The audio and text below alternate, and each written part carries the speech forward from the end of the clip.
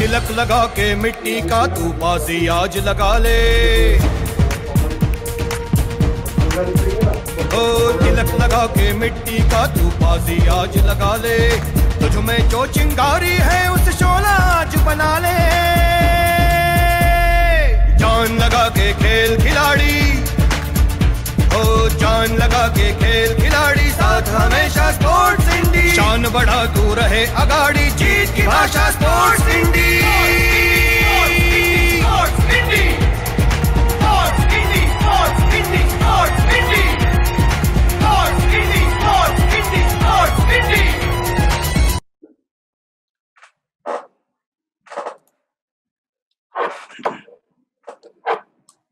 नमस्कार मित्रांनो, संवाद मातीतल्या खेळाडूंशी ह्या कार्यक्रमामध्ये आपलं सर्वांचं पुन्हा एकदा स्वागत। मी जितेंद्र जोशी। मित्रांनो, तसं पाहिलं तर योग याला एक शास्त्र म्हणता येईल, याला एक व्यायामाचा प्रकार म्हणता येईल आणि ह्या शास्त्राला, ह्या व्यायामाचा प्रकाराला थोडके नव्हे तर तब्बल 5000पेक्षा जास्त वर्षांचा इतिहास मानला जातो आणि ह्या योग प्रकाराची जन्मभूमी राहिलेली आहे अर्थातच भारत हा आपला देश।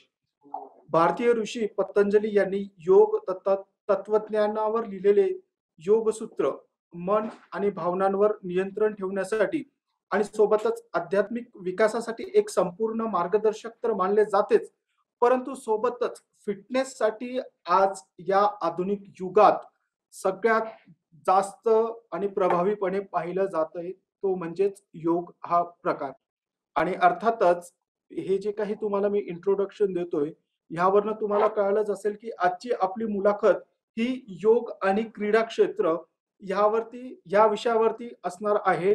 आणि आज आपल्या सोबत इथे जोडले गेलेले आहेत बँगलोरहून डॉक्टर साक्षी महाले, ज्या आंतरराष्ट्रीय योग खेळाडू आहेत, प्रशिक्षक आहेत आणि सोबतच फिजिओथेरपिस्ट सुद्धा आहेत। तर मी आजच्या कार्यक्रमामध्ये स्वागत करतो डॉक्टर साक्षी महाले हिचं। साक्षी, तुझं आजच्या कार्यक्रमामध्ये खूप खूप स्वागत। साक्षी, तू म्यूट आहेस। तर साक्षी, आजच्या कार्यक्रमामध्ये तुझं खूप खूप स्वागत। खरं तर योग या विषयावरती आपला हा पहिलाच एपिसोड असणार आहे आणि थोडक्यात तुझ्या माहितीसाठी सांगून देतो की ठराविक एका खेळाला घेऊन, एका क्रीडा प्रकाराला घेऊन किंवा एका विषयाला घेऊन आपण सलग 4 एपिसोड संवाद मातीतल्या खेळाडूंशी ह्या कार्यक्रमामध्ये करत असतो। वेगवेगळ्या दिग्गजांना, वेगवेगळ्या खेळाडूंना, मार्गदर्शकांना आपण इथे बोलवत असतो आणि योग या विषयावरती आजचा आपला पहिलाच एपिसोड आहे आणि त्यात तू वेळात वेळ काढून इथे सहभागी झालीस। कार्यक्रमाच्या सुरुवातीलाच मी तुझे आभार मानतो। तर आपण कार्यक्रमाकडे वळूयातच साक्षी, पण तत्पूर्वी तुझ्या कारकिर्दीवरती एक छोटीशी एव्ही आमच्या टेक्निकल टीमने तयार केलेली आहे। तर सर्वात आधी ती एव्ही पाहूया। एव्हीच्या माध्यमातून तुझ्याबद्दलची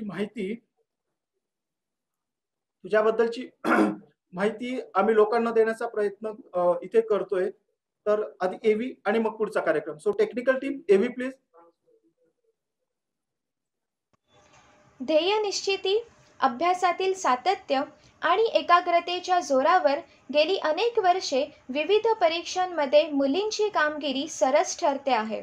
अशीच एक मुलगी 10वीत 89%, 12वीत 63 आणि महाराष्ट्र आरोग्य आणि विज्ञान विद्यापीठातून फिजिओथेरपीची पदवी फर्स्ट क्लासमध्ये उत्तीर्ण करणारी अभ्यासू मुलगी साक्षी महाले। आरोग्याच्या क्षेत्रात दमदार करिअर करण्याच्या संकल्पाला टप्प्याटप्प्यानं साध्य करणारी डॉक्टर साक्षी महाले। वैद्यकीय शिक्षण आणि प्रशिक्षणाचे सोपस्कार पूर्ण करता करता तिने अस्थिरोग तज्ज्ञांच्या मार्गदर्शनाखाली अनुभवाची शिदोरी बांधायला सुरुवात केली। Aundh civil hospital, YCM hospital, Lokmanya hospital, Chaitanya medical foundation आणि निर्मय हॉस्पिटल असा तो प्रवास राहिला।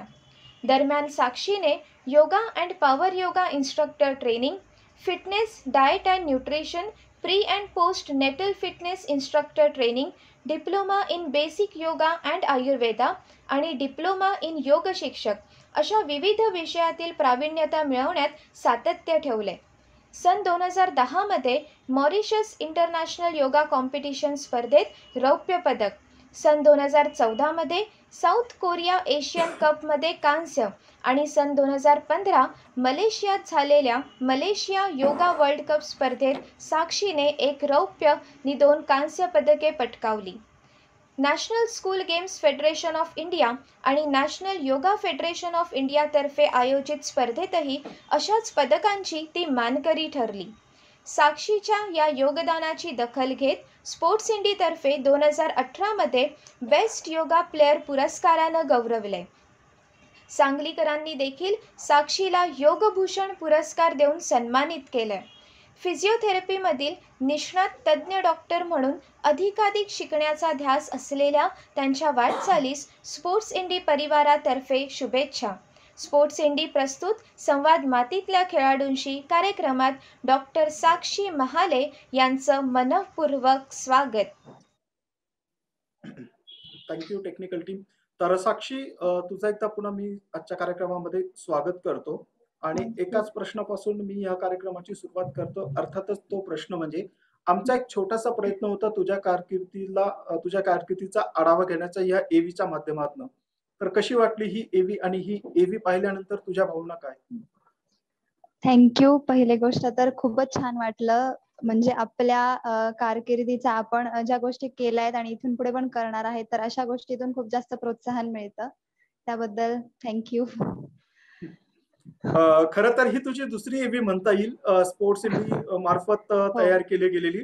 पहिली एव्ही तुझी ज्यावेळेस तुला फेलिसिट करण्यात आलं होतं 2018 22 नोव्हेंबर 2018 दिवशी तुला स्पोर्ट्स इंडी तुझं योगामधलं योगदान खरं तर त्याला फेलिसिट करण्यात आलं होतं आणि त्यानंतर ही दुसरी एव्ही पुन्हा एकदा बनवण्यात आली होती आणि खरं तर खूप असं सांगण्यासारखं होतं त्या एव्ही मध्ये, परंतु वेळेचं भान आणि मर्यादा या गोष्टीमुळे ती एव्ही आटोक्यात घ्यावी लागते ऍक्च्युली. तर माझा पुढचा प्रश्न अर्थातच फिजिओथेरपी ह्या क्षेत्राकडे वळण्याचा हा योग होता की योगायोग होता, काय म्हणशील नक्की? ऍक्च्युली मी स्पोर्ट्समध्ये इंटरेस्ट तसा तर मी 5वीत असल्यापासून स्पोर्ट्स स्कूलमध्ये होते, ज्ञानप्रबोधिनी निगडी. तर मग तेव्हापासूनच स्पोर्ट्समध्ये हळूहळू इंटरेस्ट डेव्हलप झाला. म्हणजे तिथे आपल्या रेग्युलर शिक्षणाला जितकं महत्व होतं तितकंच खेळायला सुद्धा महत्व होतं. तर मग दिवसातले जवळपास 4 ते 5 तास आम्ही खेळायला सुद्धा द्यायचो. तर मग तिथून हळूहळू खेळाची डेव्हलपमेंट झाली आणि इंटरेस्ट डेव्हलप झाला त्याच्यामध्ये. मग त्यानंतर हळूहळू सगळ्या खेळांबद्दल माहिती झाली. खेळ म्हणजे नक्की काय असतं, म्हणजे त्याच्यामध्ये खेळाडूचा तितका वाटा असतो तितकाच त्यांच्या आजूबाजूला जे लोक असतात त्यांचे पेरेंट्स झालं, परत एखादं फिजिओथेरपिस्ट झालं, डायटिशियन झालं, त्या सगळ्यांचा सुद्धा तितकाच वाटा असतो. हे कळलं. म्हणजे आपण एखादा टीव्हीवरती बघतो खेळताना कोणताही प्लेअर, तर आपल्याला तो प्लेअर दिसतो किंवा त्याचा फिजिकल तेव्हाचा अपीअरन्स दिसतो, पण त्याच्या मागची मेहनत ही त्याच्यापेक्षा खूप जास्त मोठी असते. तर मग त्याच्यातून हळूहळू इंटरेस्ट डेव्हलप झाला की स्पोर्ट्स मध्ये काहीतरी केलं पाहिजे म्हणून. मग योग हा क्षेत्र तू का निवडलं? शाळेमध्ये तसे बाकीचे पण खेळ होते, पण योगामध्ये तसा माझा पर्सनल इंटरेस्ट होता असं बोलू शकतो. कारण की म्हणजे बाकीच्या खेळामध्ये आणि योगामध्ये मला डिफरन्स असा वाटतो की योगा केल्यानंतर आपल्याला जी फिजिकल डेव्हलपमेंट हवी असते, आपली स्ट्रेंथ, इंड्युरन्स ट्रेनिंग, ह्या सगळ्या गोष्टी आहेतच, पण त्याच्यासोबत पण आपल्याला जो मेंटल पीस, कॉन्सन्ट्रेशन, ह्या सगळ्या गोष्टी मिळतात, आपली मेंटल स्टेबिलिटी राहते. तर त्या गोष्टी मला जास्त चांगल्या वाटल्या. शिवाय शरीराची जी काही लवचिकता, म्हणजे आताच तुझ्या एव्ही मध्ये पण आपण बघितलं काही फोटोज तुझे त्याच्यात होते, तर अक्षरशः इतकं शरीराला वेगवेगळ्या डायरेक्शननी त्याची मुवमेंट करणं आणि फक्त मुवमेंट करणं नाही तर काही क्षणापुरता ते तसंच ठेवणं सुद्धा, म्हणजे ही काही साधी सोपी गोष्ट नाहीये. इथे 2 पायांवरती चालण्यासाठी सुद्धा माणूस धडपडत असतो, तर तिथे काही सेकंद, काही मिनिटांपर्यंत तू जवळपास कधी एका पायावरती, कधी 2 हातांवरती, कधी फक्त डोक्यावरती. तर या सगळ्या गोष्टींसाठी तुला प्रेरणा नक्की कुठून मिळत आलेली साक्षी? ऍक्च्युली आसनं करताना आपण म्हणजे प्रत्येक गोष्ट आपण पहिल्यांदा करतोय आणि ती जमतेच असं नाही, पण मग त्याच्यासाठी प्रयत्न करत राहणं किंवा ते स्टेबल राहताना पण मनात तर अनेक विचार येतात, आपण मनातल्या विचारांना थांबवू शकत नाही, पण ते करताना सुद्धा मेंटल स्टेबिलिटी हळूहळू मिळत जाते. म्हणजे आपण पहिल्यांदा ते आसन करतोय आणि 10व्यांदा ते आसन करतोय, तर त्यातली स्टेबिलिटी म्हणजे स्टॅटिक स्टेबिलिटी आसनांमध्ये फिजिकल आणि मेंटल स्टेबिलिटी तर ती हळूहळू अचीव्ह होते. तर मग तो इफेक्ट फक्त तेवढ्यापुरता नसतो. आपल्या डेली लाईफमध्ये सुद्धा आपण आपले म्हणजे कॉन्सन्ट्रेशन आणि मनातले जे फिलिंग्स असतात त्या कंट्रोल करू शकतो. ते जास्त मोटिवेटिंग असतं. नक्कीच साक्षी. आणि हेच मोटिवेशन तुला योगाकडे जाता जाता फिजिओथेरपीकडे सुद्धा घेऊन गेलं खरं तर. मग हो. जेव्हा एक योगा प्रशिक्षक, योगा खेळाडू आणि सोबतच फिजिओथेरपिस्ट ज्यावेळेस तू एखाद्या खेळाडूंवर उपचार करत असते, तर ह्या दोघं गोष्टींची सांगड घालत असताना तुझे नेमके अनुभव काय असतात? ओके. पहिल्यापासून म्हणजे लहानपणापासूनच खेळाची संगत असल्यामुळे प्लेयरचं नक्की काय मत असतं म्हणजे प्लेयरला आपल्या आतमध्ये जी इंजुरी झाली आहे तर त्याच्यापेक्षा जास्त इम्पॉर्टंट असतं की त्याच्यातून रिकव्हर लवकर कसं होणार आणि आपण त्या मैदानावरती परत कसं लवकर जाणार.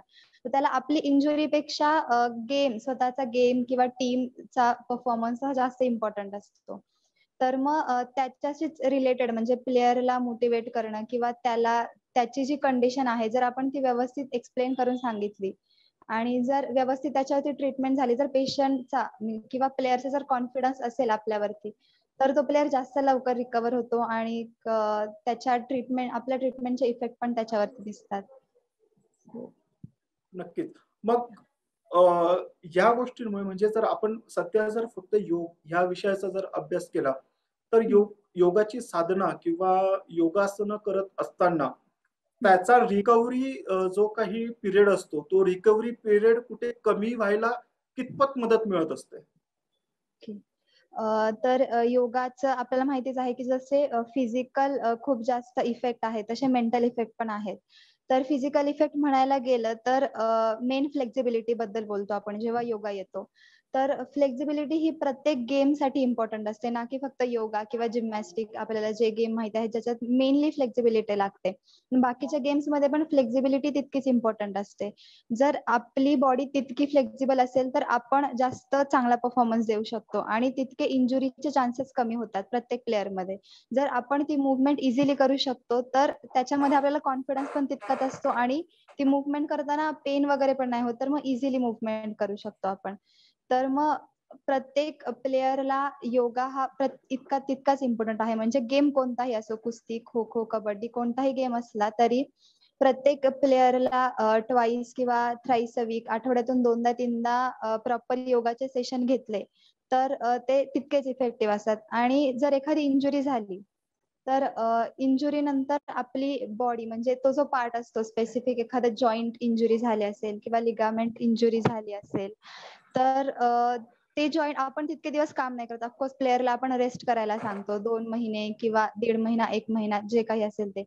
तर त्या ड्युरेशन मध्ये बॉडी परत स्टिफ होते, परत डिकंडिशनिंग होतं बॉडीचं.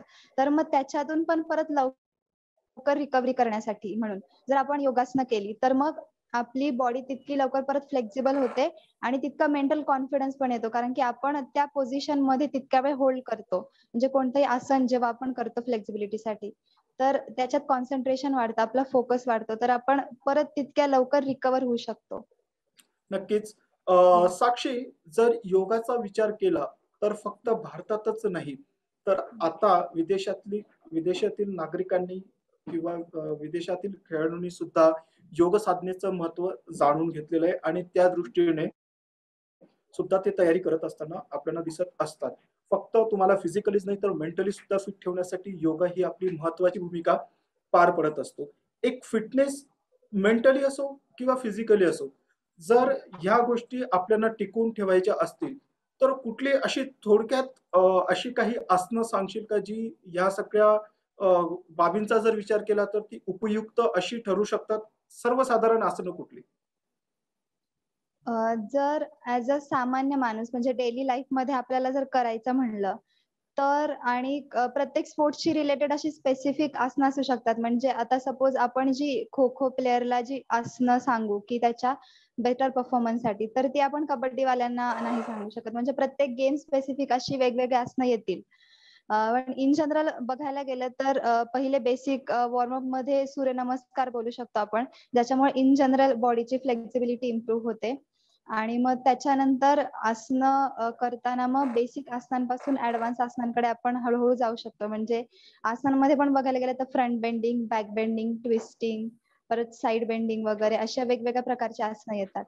तर मग सूर्यनमस्कारानंतर पश्चिमोत्तानासन, अर्धमत्स्येंद्रासन, त्याच्यानंतर चक्रासन, धनुरासन ही आसनं, आणि मग त्याच्यामध्ये हळूहळू इम्प्रुव्हमेंट करत गेलं तर ते बेनिफिशियल राहील. सध्याचा काळ हा योग साधनेच्या दृष्टीने काळ कसा आहे?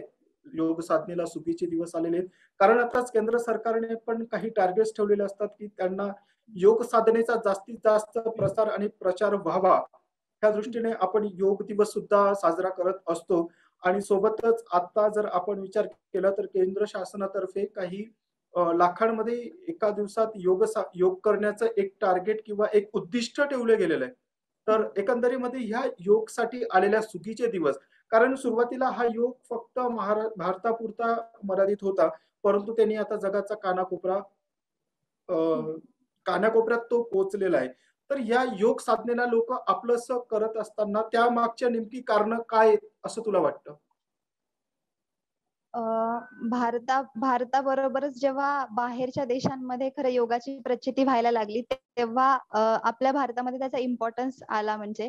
आणि त्याच्यानंतर भारतामध्ये जास्त प्रोग्रेस सुरू व्हायला झाली, कारण की योगा जरी बाकीच्या देशांमध्ये पसरत असला तरी त्याचं ओरिजिन हे भारत आहे त्याच्यामुळे. आणि योगामध्ये तेच की बाकीच्या खेळांमध्ये आणि योगामध्ये पहिली गोष्ट बघायला गेलं तर जसं बाकीच्या खेळांमध्ये त्यांच्या साहित्यासाठी किंवा प्रॅक्टिससाठी जितक्या गरजा असतात, म्हणजे ग्राउंड गरजेचं असतं किंवा जे टीम गेम्स असतात त्याच्यासाठी टीम इम्पॉर्टंट असते. त्याच्यानंतर साहित्य झालं की स्केटिंग, फुटबॉल, त्याच्यासाठी जितकं साहित्य इम्पॉर्टंट असतं. तर योगामध्ये फक्त आपली मॅट दॅट इज इनफ, कारण की खर्च जास्त नसतो. त्याच्यानंतर आपण योगा करताना जितके आपल्याला फिजिकल बेनिफिट्स असतात तितकेच मेंटल बेनिफिट्स पण खूप जास्त असतात. जसे की अब्रॉड मध्ये झालं की एन्झायटी, डिप्रेशन ह्याचे खूप जास्त पेशंट असतात. तर मग त्याला ओव्हरकम करण्यासाठी म्हणून योगाची प्रचिती जास्त होतीये. आणि आपल्या ब्रीदिंग वरती कंट्रोल करतो आपण प्राणायाम करताना. तर ब्रीदिंग वरती कंट्रोल करतो आपण, आपल्या इमोशन्स वरती कंट्रोल करू शकतो आपण, आपल्या भावनांवरती कंट्रोल करू शकतो. तर मग ते जास्त बेनिफिशियल आहे. त्याच्यामुळं योगाचा इतक्या कमी वेळामध्ये इतक्या पूर्ण जगभर प्रसार झालाय असं वाटतं. नक्कीच. आणि एक योग प्रशिक्षक म्हणून योगाची महती सांगत असताना तू आता जो काही गेल्या 2 वर्षापासून पॅन्डेमिक पिरियड सुरू आहे, कोरोना, या कोरोना काळामध्ये सुद्धा बऱ्याच लोक डिप्रेशन मध्ये गेले होते. बऱ्याचशांना ज्यावेळेस श्वसनाचा त्रास सुरू झाला किंवा कोरोनामधनं रिकव्हर झाल्यानंतर सुद्धा काही लोकांना श्वसनाचा त्रास हा सुरूच होता. तर योगाने महत्वपूर्ण अशी भूमिका ह्या काळामध्ये बजावली असं तुला वाटतं? हो, ऍक्च्युली योगा म्हणजे पॅन्डेमिकच्या आधी जितके लोक योगा करत नव्हते त्याच्यापेक्षा खूप जास्त लोक योगा करतायत. योगा आणि करायला लागले. पॅन्डेमिकच्या काळामध्ये पण खूप जास्त लोकांनी स्वतःहून योगा सुरू केला किंवा अनेक योगाचे क्लासेस जॉईन केले. सो ऑफकोर्स योगाचे इम्पॉर्टन्स बऱ्याच कमी वेळात खूप जास्त प्रमाणात वाढतोय. नक्कीच साक्षी, आपल्याला अजून पुढे खूप चर्चा करायची आहे, पण भेटूयात एक क्षणभर विश्रांतीनंतर.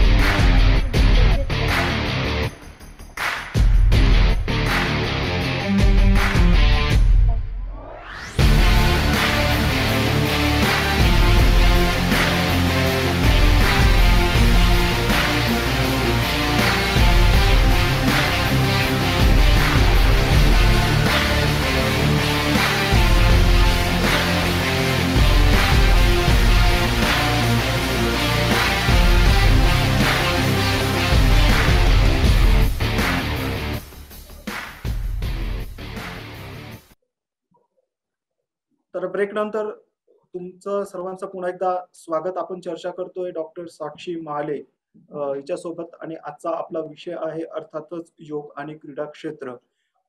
साक्षी, खरं तर योग साधना म्हणजे केवळ आसने आणि आणि प्राणायाम नाहीये, तर तो आहार आणि आचार यांना आत्मसात करण्याचं एक शास्त्र आहे. मग खेळाडूंच्या बाबतीमध्ये हा आचार आणि आहार नेमका कशा प्रकारचा असायला हवा असं तुला वाटतं?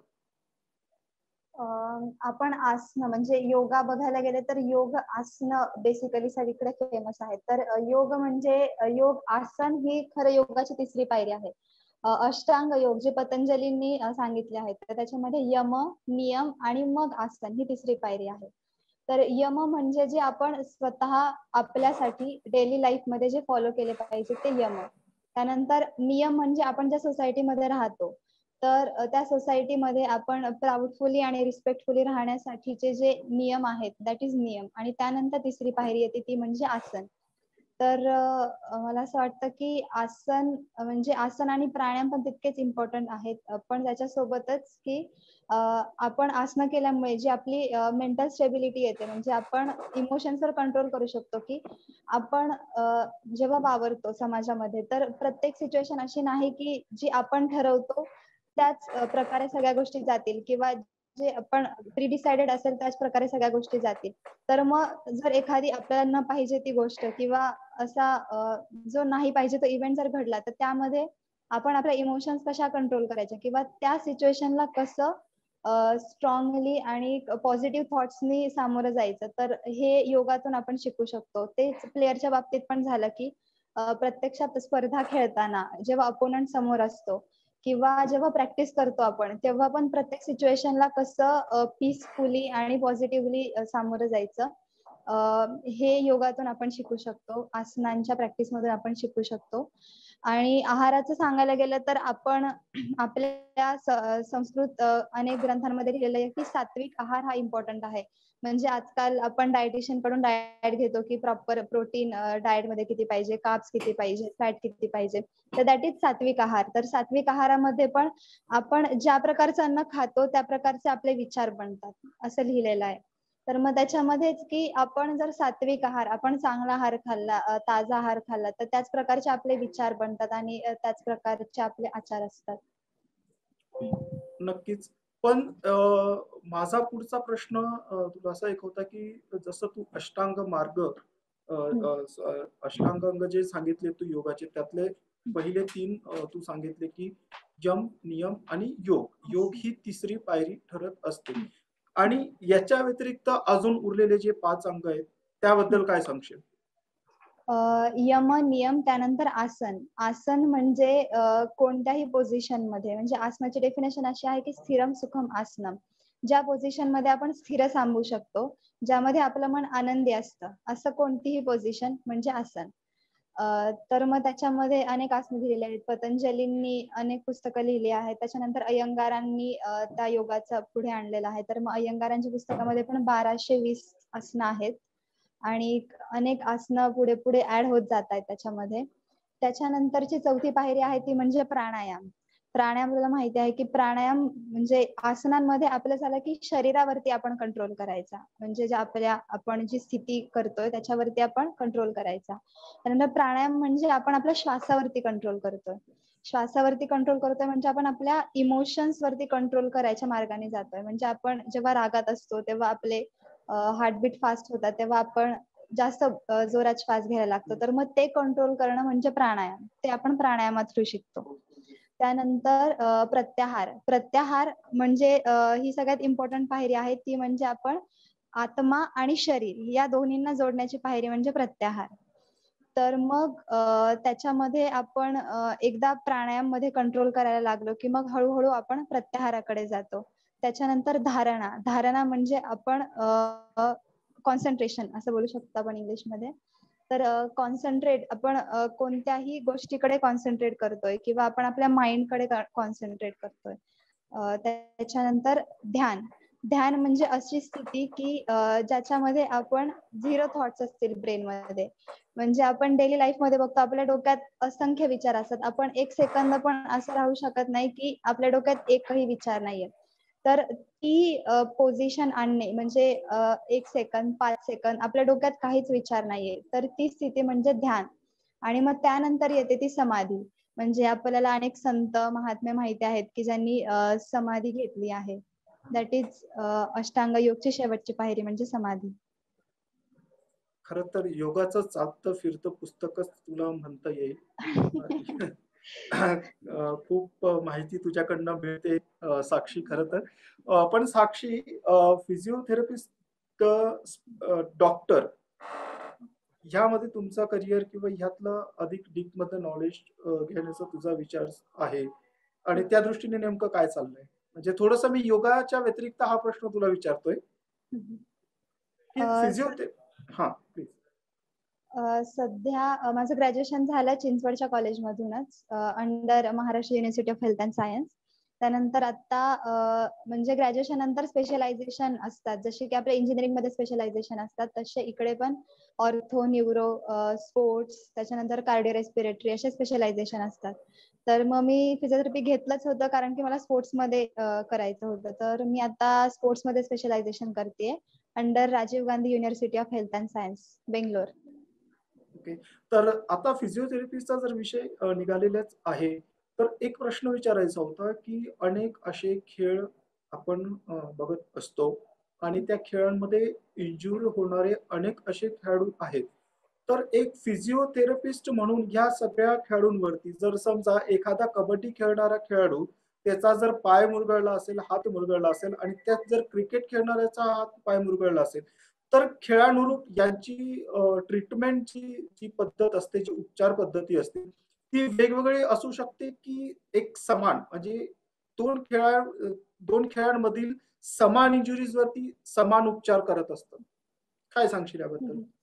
नाही, नक्कीच नाही. म्हणजे इंजुरी जरी सेम असली, तरी ती इंजुरी कशी झाली तर प्रत्येकाचं वेगवेगळं असणार. म्हणजे लाइक कबड्डी आणि क्रिकेट दोन्हीमध्ये पण इंजुरी झाली वेगळ्या प्रकारे आणि त्यानंतर पण प्लेयरची डिमांड वेगवेगळी असणार, की म्हणजे जर कबड्डीच्या प्लेयरला पाय मुरगळलाय त्याचा आणि एखाद्या क्रिकेटच्या प्लेयरचा पाय मुरगळला, तर त्या दोन्हींची डिमांड म्हणजे रिकव्हरी झाल्यानंतर पण कबड्डीच्या प्लेयरच्या ज्या डिमांड असणार तर त्या वेगळ्या असणार, की त्याला कसं परफॉर्म करायचंय ह्याच्यानंतर पण पोस्ट इंजुरी नंतर. आणि क्रिकेटच्या प्लेयरच्या पण ट्रीटमेंट प्रत्येक गेम वाईज वेगळी आहे ना. म्हणजे क्रिकेटमध्ये पण आपण बॉलरची ट्रीटमेंट वेगळी असणार, त्याच्यानंतर फिल्डरची ट्रीटमेंट वेगळी असणार, जो बॅट्समन आहे त्याची ट्रीटमेंट वेगळी असणार. ओके. ह्या सगळ्या ट्रीटमेंट लक्षात ठेवायचं काम तुमचं आहे. माझा पुढचा प्रश्न आहे तुला की मसल स्ट्रेचिंग हा एक कॉमन सगळ्याच खेळांमध्ये, म्हणजे मोस्टली खेळांमध्ये हा एक प्रॉब्लेम आपल्याला दिसून येत असतो, किंवा डिहायड्रेशन म्हणा, की डिहायड्रेशनचं प्रमाण ही बऱ्याच खेळांमध्ये होत असतं. ऍक्च्युअली बेसिकली आउटडोर गेम्स मध्ये तर सगळ्याच खेळांमध्ये तुला डिहायड्रेशन सारख्या समस्या आपल्याला पाहायला मिळतात. यासाठी नेमके योग काय उपचार सुचवत असतात की जेणेकरून ह्या गोष्टींमधनं लवकर रिकव्हर व्हावं?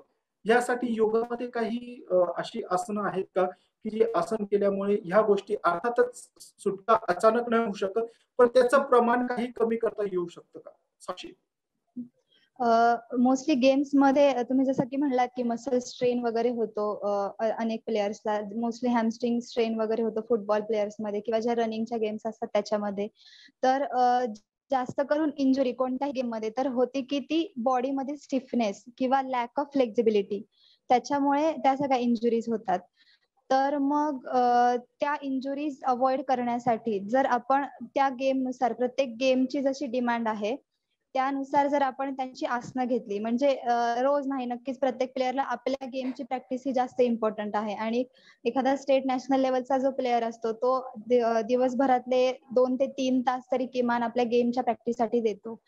तर आठवड्यातले किमान 2 ते 3 तास जरी त्यांनी योगाच्या प्रॅक्टिससाठी दिले, म्हणजे सगळ्या आसनांची नाही पण त्याच्या गेमची जी डिमांड आहे त्याच्यानुसार, तर ते त्याच्या परफॉर्मन्ससाठी आणि त्याच्या लॉंगर ड्युरेशन हेल्दी हेल्थसाठी पण तितकंच बेनिफिशियल असेल. नक्कीच. आणि आता खेळाच्या व्यतिरिक्त एक प्रश्न जो सर्वसामान्य आहे, जो एक जनरल क्वेश्चन आहे की बदलती जीवनशैली याचा परिणाम सुद्धा मानवी मानवी शरीरावरती, मानवी मनांवरती आपल्याला पाहायला मिळत असतो. या सर्वांपासून सुटका करण्यासाठी कुठला योग तू सजेस्ट करशील? की जे तुझं फास्ट फूड असू दे, वर्क प्लेसला प्रेशर असू दे, किंवा आता जो काही पॅन्डेमिक येऊन गेला, त्या पॅन्डेमिकमुळे बऱ्याचशा सतत त्या न्यूज ऐकल्यामुळे बरीचशी लोक अशी डिप्रेशनमध्ये आपल्याला गेलेली पाहायला मिळाली. तर हा जो काही एक कॉमन प्रॉब्लेम आता सगळीचकडे सुरू झालेला आहे खरं म्हणजे. प्रत्येक क्षेत्रामध्ये व्यावसायिक असू देत किंवा नोकरदार वर्ग असू देत किंवा अजून कोणीतरी असू देत. परंतु बदलती जीवनशैली, फास्ट फूड या सगळ्या गोष्टींमुळे एक मनावर आणि शरीरावर काहीसा परिणाम होतोय. तर ह्या सगळ्यांना पासून वाचण्यासाठी तू कुठला मंत्र देशील? नक्कीच. आता पॅन्डेमिक मध्ये सगळ्यांचं म्हणजे टीचर असू दे, आयटी वर्कर असू दे किंवा इव्हन लहान मुलं पण असू दे, की सगळ्यांचं घरात बसून लॅपटॉपवर किंवा फोनवरती अशाच प्रकारचं काम सुरू आहे. तर मग घरामध्ये जसा सेटअप असतो सगळ्यांचाच, की म्हणजे ऑफिसमध्ये जसा प्रॉपर सेटअप असतो, की बसायला चेअर, खुर्ची असते आणि सगळ्या गोष्टी असतात. प्रॉपर एन्व्हायर्नमेंट असतं तिथे. तर त्या गोष्टी घरात नसतात. म्हणजे लहान मुलं कसेही वेडेवाकडे बसून अभ्यास करत असतात कितीतरी वेळ फोनवरती. तर मग ते तितक्यापुरतं दुखत असतं. पण म्हणजे लाँग टर्म त्याचे बॉडीवरती खूप जास्त इफेक्ट होतात. म्हणजे की मसल स्टिफ होतात खूप जास्त. त्याच्यानंतर बॉडीची मूव्हमेंट होत नाही. त्याच्यामुळे मेटाबॉलिझम स्लो होतं आणि बॉडी स्टिफ होते. त्याच्यानंतर त्याच्यामुळे मेंटल हेल्थवरती पण त्याचा इफेक्ट होतो, की थोडं काम केलं तरी पण आपल्याला थकवा येतो किंवा थोडी एखाद्या दिवशी जर जास्त एक्झर्शन झालं तरी पण डिप्रेशन वगैरे आल्यासारखं होतं. तर मग ह्याच्यासाठी की योगा किंवा वॉकिंग किंवा कोणत्या तरी एक्सरसाइज दिवसभरात किमान स्वतःच्या हेल्थसाठी म्हणजे फिजिकल हेल्थसाठी आणि मेंटल हेल्थसाठी किमान 1 तास तरी आपण दिला पाहिजे. आणि डाएट पण तितकंच इम्पॉर्टंट आहे. सो मग म्हणजे महिन्याभरातून एकदा वगैरे फास्ट फूड वगैरे ठीक आहे. पण डेली जर आपल्याला लाँग हेल्दी लाईफ राहायचं असेल तर डाएट सुद्धा तितकाच इम्पॉर्टंट आहे. नक्कीच साक्षी. तर मित्रांनो, साक्षी सोबतचा आपला हा संवाद असाच सुरू राहणार आहे. पण इथे वेळ झालेली एक क्षणभर विश्रांतीची. पुन्हा लवकरच भेटू.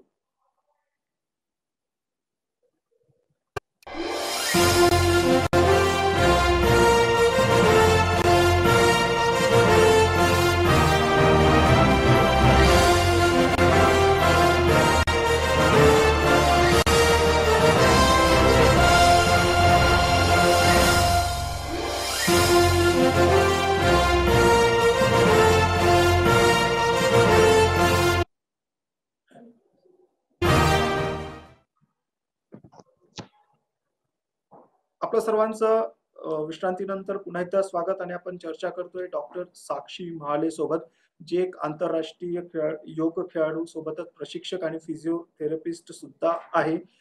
साक्षी, माझा अगदी शेवटचा परंतु महत्वाचा प्रश्न, जो अनेक अशा युवकांना, युवतींना मार्गदर्शन पर असू शकतो किंवा असतो, आणि तो मी जनरली प्रत्येकाला विचारत असतो त्या त्या क्षेत्रातील दिग्गजांना.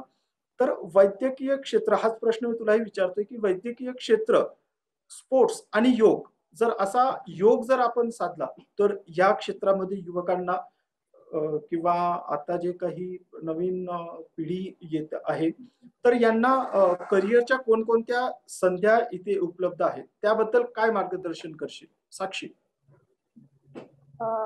येस. प्रत्येक म्हणजे गेमचं बघायला गेलं किंवा योगासनं किंवा बाकीचे पण खेळ झाले तर प्रत्येक गेमचं एज लिमिट असतं काहीतरी, की त्या लिमिट नंतर आपण आपलं म्हणजे फिजिकल कॅपॅसिटी तितकी राहत नाही की आपण त्या गेममध्ये परफॉर्म करू शकू. तर त्याच्यामध्ये नक्कीच फिजिओथेरपी हे एक आहे. त्यानंतर डायटिशियन आपण बोलू शकतो, की प्रत्येक गेम स्पेसिफिक जर एखाद्या प्लेयरला चांगलं खेळायचं असेल, की आता सपोज कुस्ती झालं किंवा खो-खो झालं, तर त्यांच्यामध्ये वेट हा पण तितकाच इम्पॉर्टंट ऍस्पेक्ट असतो, की त्यांचं वेट किती त्यानुसार त्यांना त्यांच्या ग्रुपमध्ये खेळावं लागतं. तर डायटिशियनचे अनेक कोर्सेस आहेत. त्याच्यानंतर ऍज अ कोच म्हणून जर तुम्हाला तो गेम कंटिन्यू करायचा असेल, तर तुम्ही BPEd bachelors of physical education आणि त्यानंतर मास्टर्स ऑफ फिजिकल एज्युकेशन हे पण सारे कोर्सेस आहेत. आणि हे डिग्री कोर्सेस झाले. त्याच्यानंतर डिप्लोमा कोर्सेस पण अनेक आहेत, ज्याच्यामध्ये तुम्ही स्पोर्ट्समध्ये करिअर करू शकता. जसं की स्पोर्ट्स सायकोलॉजिस्ट झालं, की स्पोर्ट्स सायकोलॉजी म्हणजे नॉर्मल सायकोलॉजिस्ट आणि स्पोर्ट्स सायकोलॉजिस्ट मध्ये खूप जास्त डिफरन्स आहे, की तुम्ही प्रत्यक्षात परफॉर्म करताना तुम्हाला ज्या अडचणी येतात, जी एन्झायटी असते खेळताना किंवा परफॉर्मन्स रिलेटेड एन्झायटी असते, तर ती तुम्ही कशी ओव्हरकम कराल, तुमच्या गेम मध्ये कसं 100% कॉन्सन्ट्रेशन द्याल, तर त्याच्यासाठी स्पोर्ट्स सायकोलॉजी रिलेटेड कोर्सेस आहेत. तर असे अनेक कोर्सेस आहेत as a medical field related. नक्कीच. आणि या विविध कोर्सविषयी माहिती आपल्याला ऑनलाईन मिळू शकत असते. तर साक्षी, खरं तर वेळेअभावी इथे थांबावंच लागतंय, परंतु योग हे क्षेत्र असं आहे की त्याबद्दलचे अनेक अशी प्रश्न आणि प्रत्येक प्रश्नाची 10-10 उत्तरे आणि 10-10 पर्याय आपल्याला योगशास्त्रामध्ये मिळत असतात. आणि खरं तर ती प्रत्येक प्रश्नाचं उत्तर देण्यासाठी सुद्धा तू तेवढी तयार आहेस. कारण तुझं क्षेत्रच ते, आणि थोडे नव्हे तर तू 5वीत असतानापासून तू योग या क्षेत्राशी निगडीत असल्यामुळे तेवढाच तुझा अभ्यास सुद्धा दांडगा आहे. परंतु साक्षी, तू वेळात वेळ काढून इथे आलीस. तुझे एकदा पुन्हा मी आभार मानतो स्पोर्ट्स इंडीच्या वतीने, आणि जातोय स्पोर्ट्स इंडीच्या CEO आणि फाउंडर मिसेस सुप्रिया बडवे मॅमच्याकडे. बडवे मॅम. मॅम, आपण आत्ताच साक्षी महालेंसोबत चर्चा केली. एकंदरीमध्ये योग, फिजिओथेरपी या सगळ्या विषयांवरती आपण चर्चा केली. त्याबद्दलचं तुमचं मत जाणूनच घेणार आहोत. पण तत्पूर्वी एक प्रश्न तुम्हाला विचारायचा होता. 3062.60 करोड हे आजच्या स्पोर्ट्स बजेटसाठी, स्पेशली स्पोर्ट्ससाठी केंद्र सरकारतर्फे, केंद्र शासनातर्फे राखीव करण्यात आलेलं आजचं हे बजेट, आणि हे बजेट भूतो न भविष्यती असं सर्वोच्च हे बजेट राहिलेलं आहे. जर स्पोर्ट्स इंडीचा जर आपण विचार केला की स्पोर्ट्स इकोसिस्टीम या विषयांवरती स्पोर्ट्स इंडी आपल्याला काम करत असताना, आपल्याला फोकस करत असताना दिसते, तर हे जर आपण बजेटचा विचार केला तर ह्या बजेटमुळे स्पोर्ट्स इकोसिस्टीम ह्या विषयाला किती चालना मिळेल असं तुम्हाला वाटतं?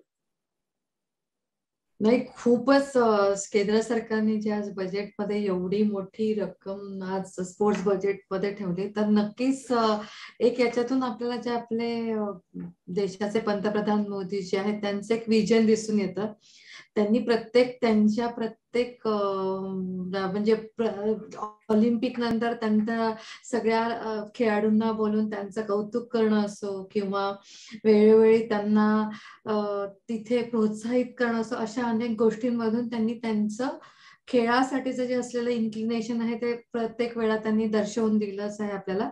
आणि तेच त्यांनी त्यांच्या या ऍक्शन मधून पण आज दाखवून दिलं की आज स्पोर्ट्स इंडस्ट्री आपल्या भारतासाठी किती महत्वाची आहे. आणि मला वाटतं की हे जे महत्व आहे स्पोर्ट्स बजेटचं, त्याच्यातून नक्कीच चांगली स्पोर्ट्स इकोसिस्टीम तयार व्हायला आपल्याला मदत होणार आहे. आणि स्पोर्ट्समध्ये अनेक करिअर अपॉर्च्युनिटीज मला वाटतं याच्यातून निर्माण होतील. तर नक्कीच खूप छान, मला वाटतं सगळे जे भारतीय खेळाडू आहे किंवा भारतीय क्रीडा विश्व आहे त्यांनी हे आजचं बजेट त्याचं खूप स्वागत केलं असेल. आणि मला पण मनापासून तेच वाटतं की हे जे आज बजेटमध्ये खेळासाठी एवढं प्राधान्य दिलं आहे, बजेटमध्ये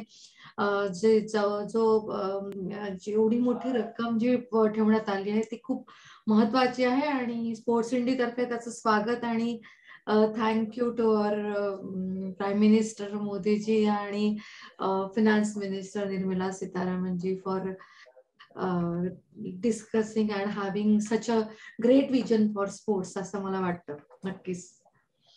सो आता आणि साक्षी, मी तुझं मगापासून सगळं ऐकत होते.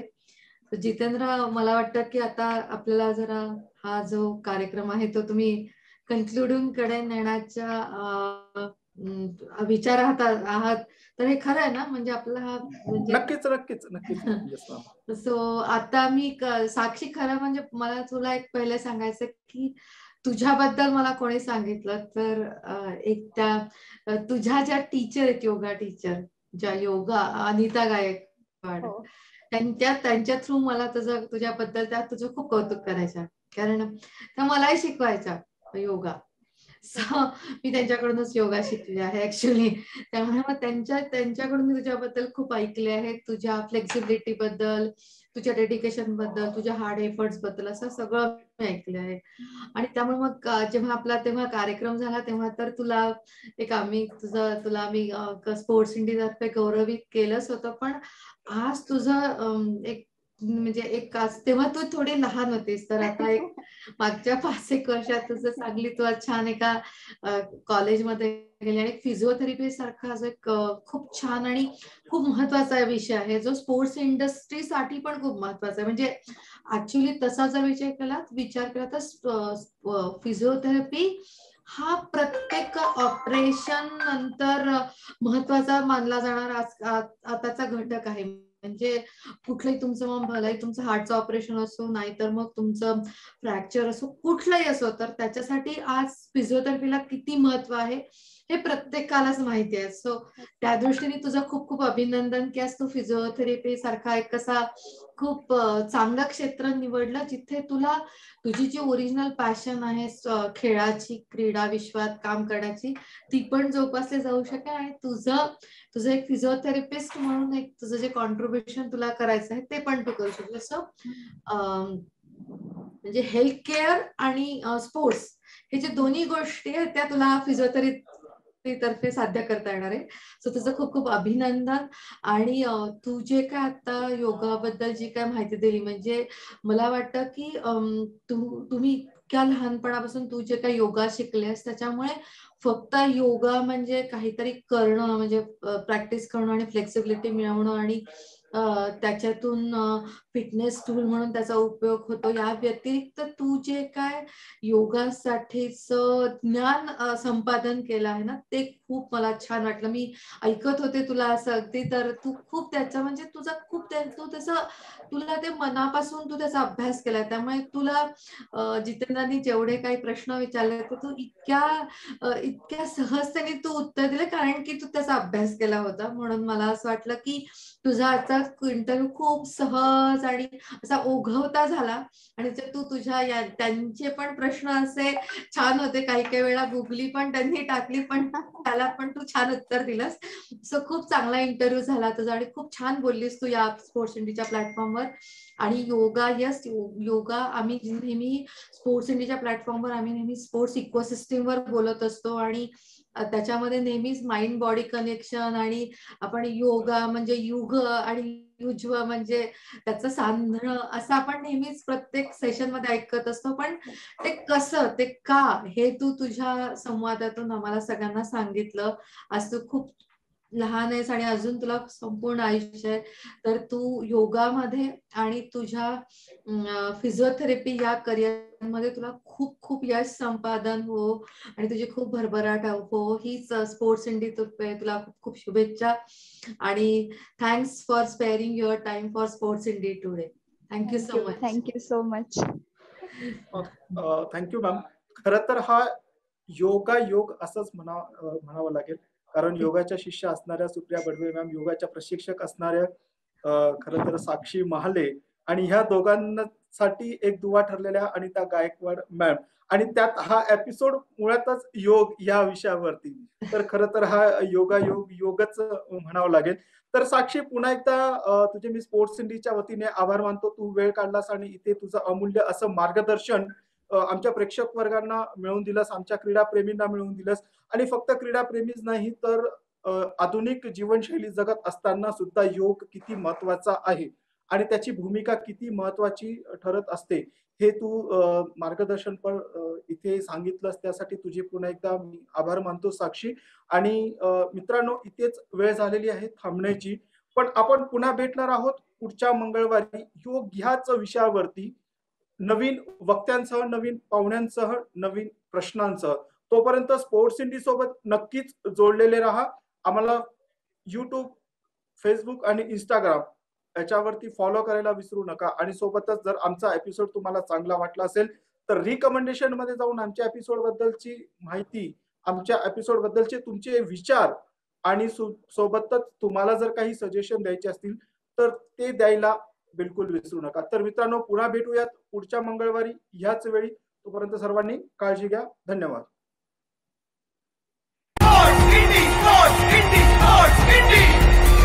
तिलक लगा के मिट्टी का तू बाजी आज लगा ले,